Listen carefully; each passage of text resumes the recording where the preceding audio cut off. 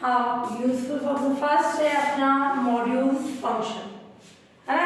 ये mod of x है, clear. ये मॉड ऑफ एक्स किस फॉर्म में होगा अपना, एफ एक्स कैसा है, मॉड ऑफ एक्स, और ये एक्स कैसा है, रियल नंबर, और all x belongs to R के लिए कंडीशन। ये फंक्शन किस फॉर्म में डिफाइन होगा, अपन ने पढ़ा है जैसे मॉड ऑफ 5 है 5 होता है, मॉड ऑफ -5 भी क्या होता है, 5 होता है। अपन सिंपल लैंग्वेज में बोलते हैं कि मॉड के अंदर कुछ भी वैल्यू हो वो पॉजिटिव वैल्यू होता है।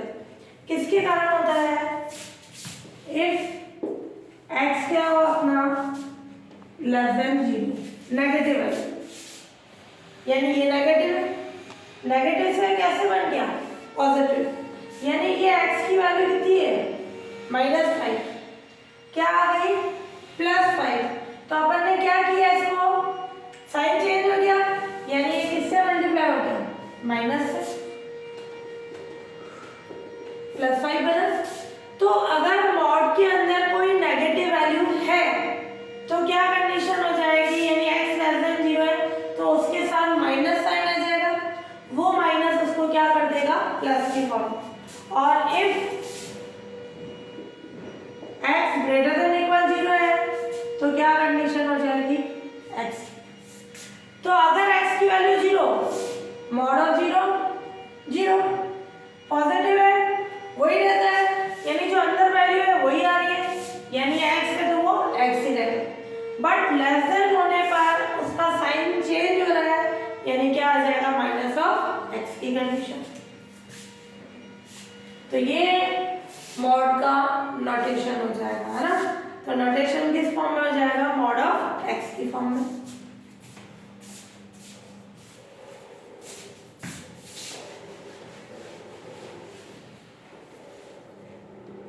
फिर दूसरा फंक्शन है सीलिंग फंक्शन,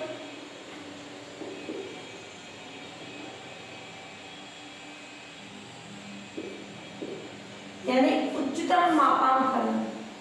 ये तो मापांक, ये उच्चतम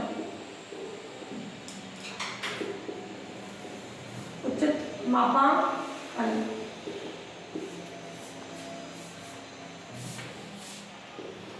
एफ मैपिंग हो R to Z, और इसमें इसका कोडोमेन कैसा आएगा, कभी भी नेगेटिव होगा ही नहीं, है ना। F mapping R to Z हो, क्लियर, को सीलिंग फंक्शन कहते हैं।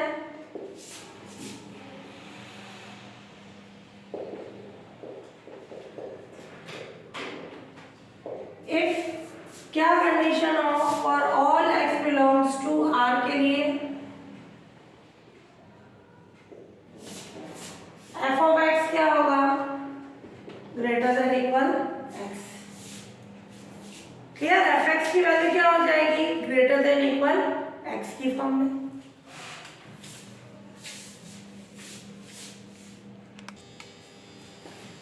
तो f mapping R to Z को सीलिंग फंक्शन कहते हैं कब, for all x belongs to R। Function की वैल्यू क्या होगी, मिनिमम इंटीजर जो x के इक्वल होगा या x से ग्रेटर होगा, क्लियर। और इसका नोटेशन क्या है,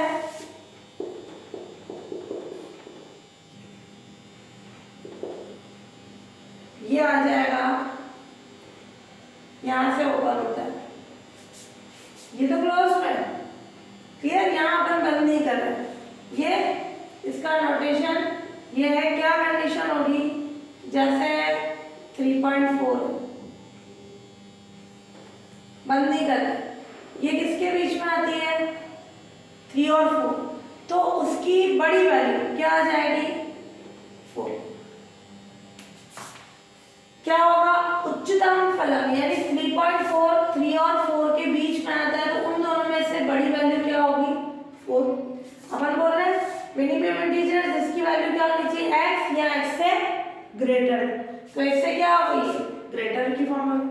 अगर 4 है तो क्या आ जाएगी 4 की फॉर्म में, -1 है तो -1 ही रहेगी, यहाँ से क्लोज नहीं करें, है ना। और अगर मैंने लिख दिया 7.99, ये किसके बीच में आता है, 7 और 8, तो उन दोनों में से बड़ी वैल्यू कौन सी हो जाएगी, 8।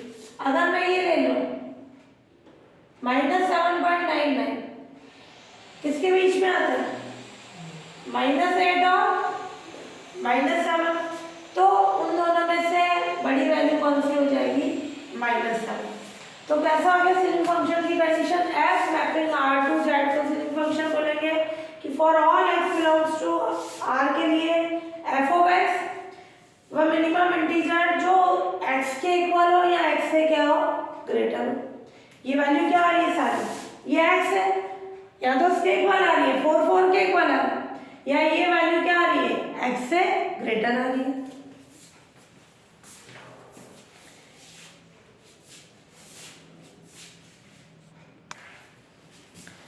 हाँ, तो यहाँ अपन ने ले लिया y फंक्शन ऑफ x, है ना, ये सिलिंग फंक्शन है। इसका ग्राफ किस फॉर्म में लेंगे, जैसे मैंने ले ली x की वैल्यू 0 पे क्या आएगा, 0 ही आएगा, और मैंने ये ले लिया 1 इंटीजर पे 1 ही आएगा।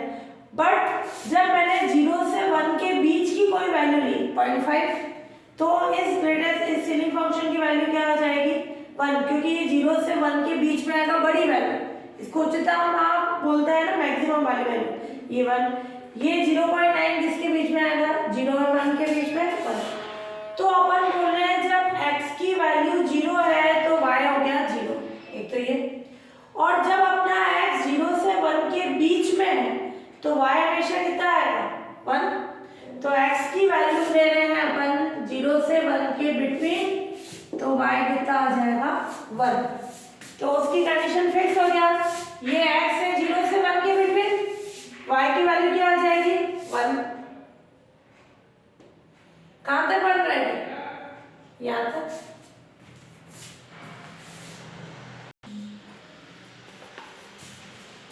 तो जब अपन x 0 से 1 के बिटवीन ले रहे हैं, y फिक्स हो गया 1, तो ये x की वैल्यू 0 से 1 के बिटवीन, y फिक्स हो गया है ना, तो ये यहां से कहां तक जाएगा, ये कंडीशन 1 तक जाएगी कंडीशन, क्लियर। 0 से 1 के बिटवीन है, ये नहीं आएगा तो इसलिए इसको पॉइंट लगा सकते हो, क्लियर। ये कंडीशन कि जैसे x की वैल्यू 0.111 हो, y 1 होगा, तो यहां से स्टार्ट होके ये यहां तक जाएगा, इस फॉर्म में है कि कंडीशन, तो यहाँ डॉट लगाना चाहिए, यानी यहाँ से स्टार्ट हो रहा है और यहाँ तक खत्म। फिर x की वैल्यू अपन 1 से 2 के बिटवीन है, तो क्या आ जाएगी कंडीशन, y कितना होगा, 2। जैसे 1 ले रहे हैं तो कितना आएगा, 1 ही आएगा, और 1 से बड़ी ले रहे हैं अपन तो क्या आ जाएगी कंडीशन, 1.1। तो ये 1.1 किसके बिटवीन आ रहा है, 1 और 2 के, तो बड़ी वैल्यू क्या आ जाएगी, 2, और 2 भी लेंगे तो क्या आ जाएगी, 2 की कंडीशन। तो ये अपने पास कंडीशन आ गई जब x की वैल्यू अपन 1 से ग्रेटर और 2 के 1 के इक्वल भी लिखते हैं ना, 1 तक जा रही, 1 से ग्रेटर और ये कहां तक है, 2 के इक्वल है, तो y कितना है, 2, यानी 1 और 2 के बीच में y की वैल्यू 2 है, यानी यहां से स्टार्ट हो रहा है, कहां तक जाएगा,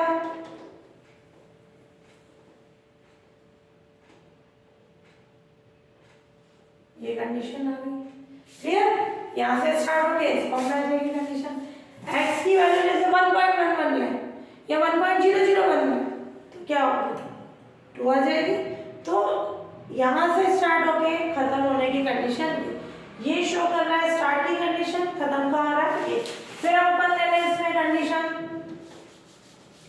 x की वैल्यू क्या है, ग्रेटर 2 लेस देन इक्वल 3, तो y कितना हो जाएगा, 3 की कंडीशन। तो इसके अकॉर्डिंग क्या ग्राफ होगा, यहाँ से स्टार्ट हुआ और कहां तक जाएगा, इस 3 तक, ये कंडीशन आ जाएगी।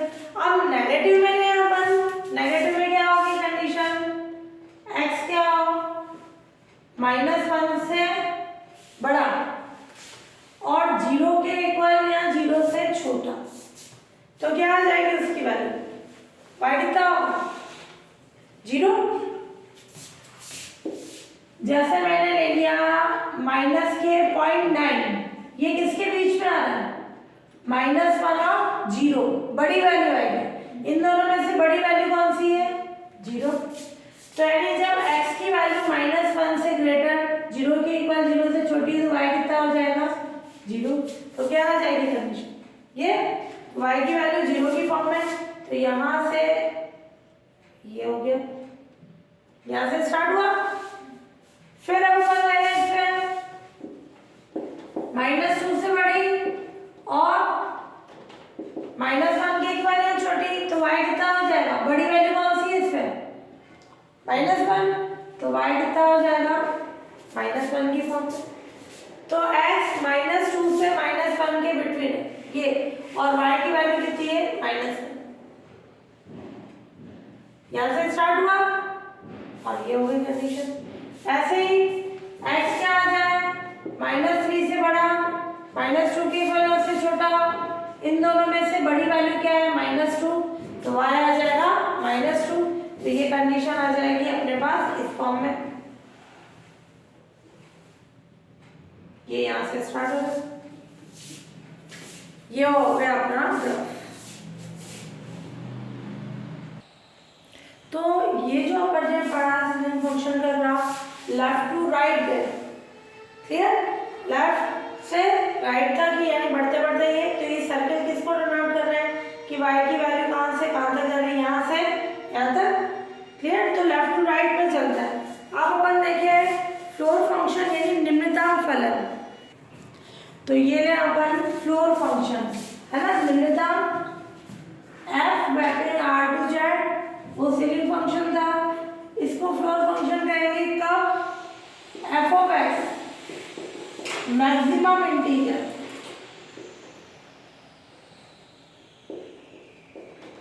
लेस देन इक्वल x, उसमें मिनिमम इंटीजर क्या था? ग्रेटर देन इक्वल x, इसमें maximum integer less than equal x, और इसका नोटेशन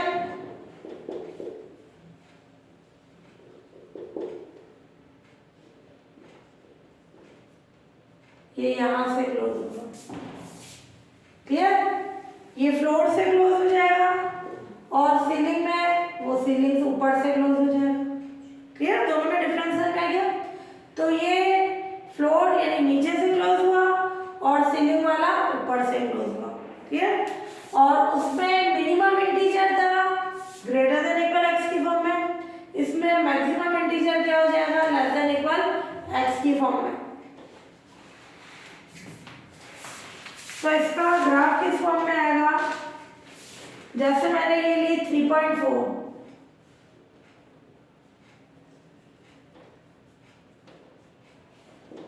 है ना, 3.4, ये क्या होता है 3.4 अपना?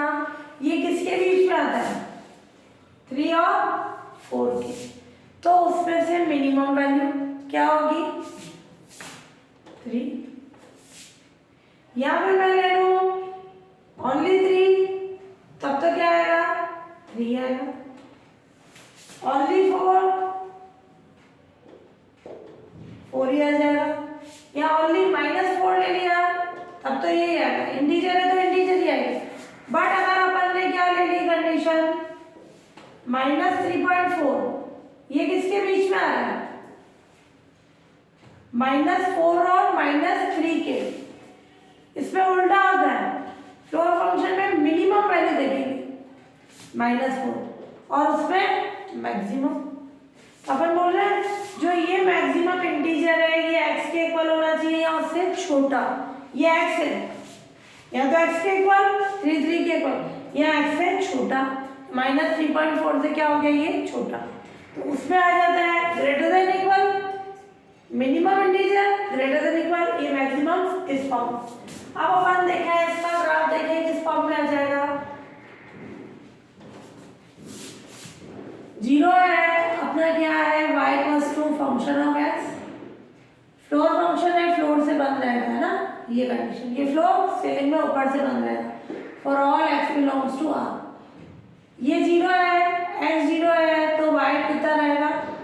0, पर जब x क्या है? 0 से बड़ा या 0 के इक्वल, तो y कितना रहेगा 0, छोटी वैल्यू है उस पर इधर वाली आ रही थी और इधर इक्वल था इस पे इधर आ जाएगा।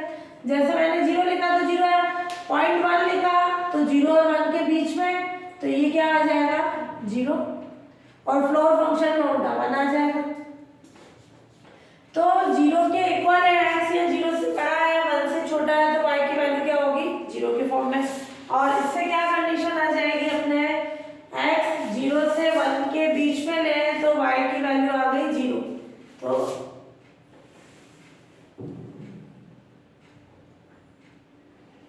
ये आ जाएगी कंडीशन।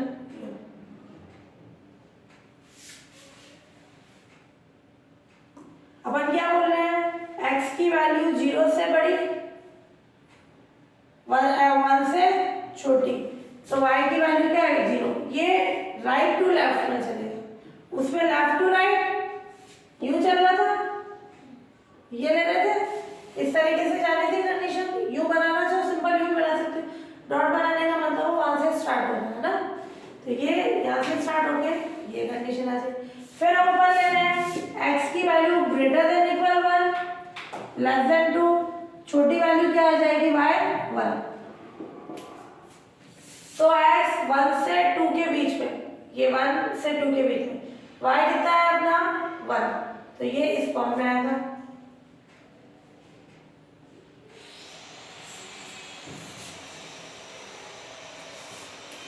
फिर x greater than equal to less than 3 तो y कितना हो जाएगा 2, x की वैल्यू 2 और 3 के बीच में y कितना है अपना 2, ये यहां से स्टार्ट हुआ और ये कंडीशन आ गई।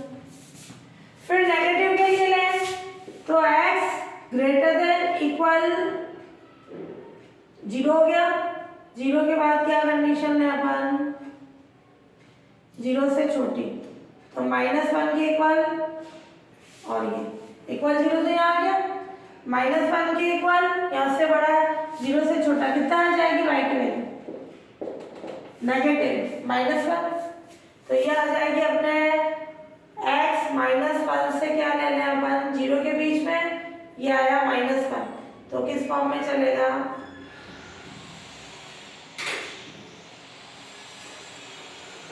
ये यहाँ से डॉट स्टार्ट कर सकते हो, ये तो चलो लेफ्ट टू राइट की फॉर्म, राइट टू लेफ्ट की फॉर्म। और फिर अगला यहाँ से यहाँ जाएगा, यहाँ डॉट लगाना चाहो तो भी राइट है, फिर यहाँ से स्टार्ट हुआ यहाँ जाएगा। तो ceiling function left to right चला, ये राइट टू लेफ्ट चलेगा।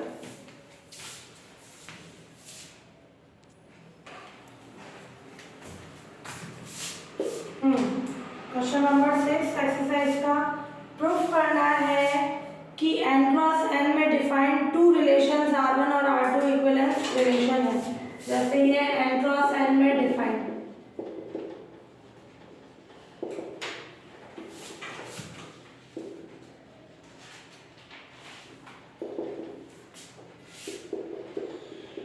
AB R1 CD if and only A plus B equals to B plus C। किसी को भी इसको क्या प्रूफ करना है R1 को इक्विवेलेंस रिलेशन तुल्यता संबंध, तो रिलेशन R1 को ये ऑर्डर्ड पेयर में क्यों आ गया A क्रॉस B है ना, जब क्रॉस में आता है तो एलिमेंट इस फॉर्म में आते हैं ऑर्डर्ड पेयर में, ये A भी n का एलिमेंट B भी n का एलिमेंट, तो रिलेशन R1 को इक्विवेलेंस रिलेशन प्रूफ करने के लिए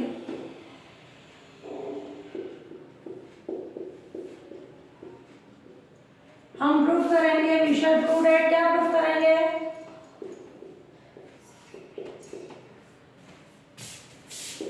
फर्स्ट कंडीशन रिफ्लेक्सिव R1 होना चाहिए रिफ्लेक्सिव स्वतुल्यता और सिमेट्रिक,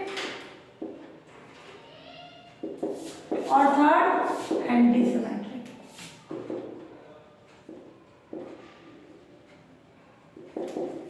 क्या होगी रिफ्लेक्सिव की कंडीशन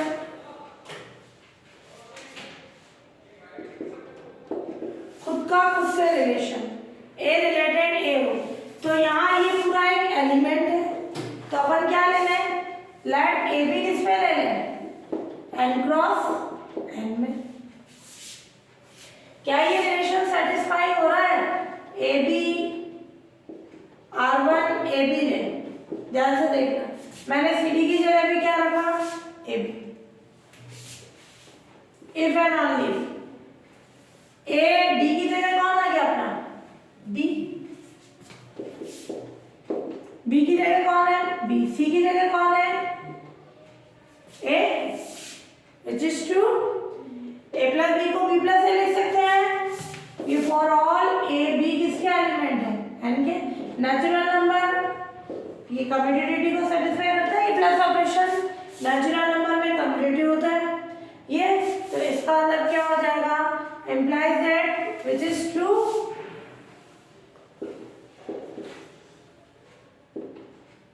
so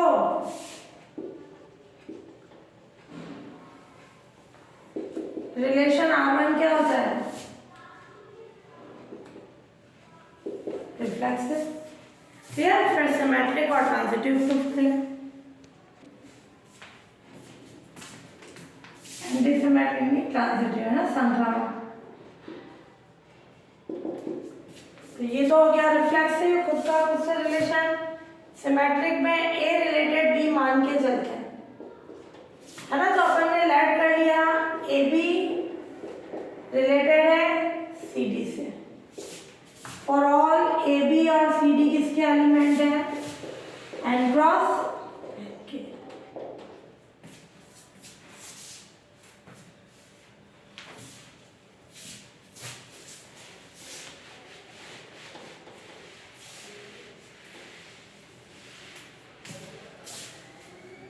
क्या कंडीशन हो जाएगी? ए बी रिलेटेड है सी डी से, यहाँ रिलेशन R1 का है ना। क्या फॉर्म है अपने पास इसकी? ए प्लस डी किसके इक्वल है? बी प्लस सी के, यानी फर्स्ट और फोर्थ ऐड हो जाएगा सेकेंड और थर्ड। अब अपन ये चेक कर रहे हैं, इसको लिख सकते हैं C plus B equals to या बी प्लस सी, कैसे भी फॉर्म लिख दो। इसको लिखा मैंने डी प्लस है सी प्लस बी। कम्युनिटी होगी नेचुरल नंबर्स में, ए प्लस डी को लिख सकते हैं डी प्लस से, क्योंकि plus operation is commutative in N. Language में लिखो या A plus B D equals to D plus A, कैसे भी फॉर्म बता दें।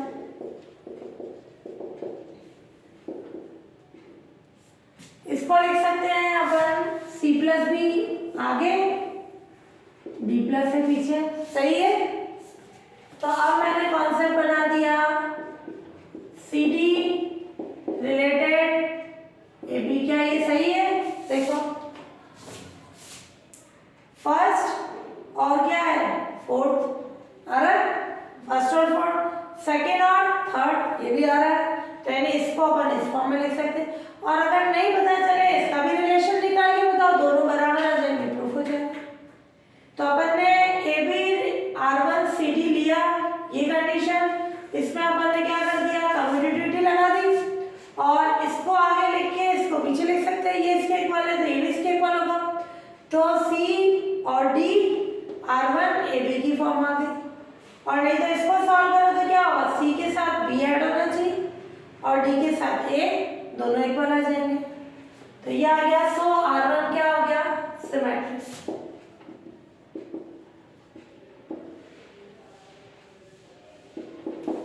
फिर क्या ले रहे हैं? ट्रांजिटिव। ट्रांजिटिव में क्या लेना है?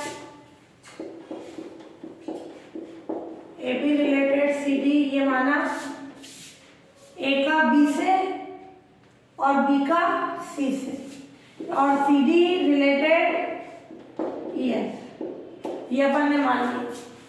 Clear? A related B, B related C, A का सी से, यानी ए बी और ई एफ का रिलेशन चाहिए।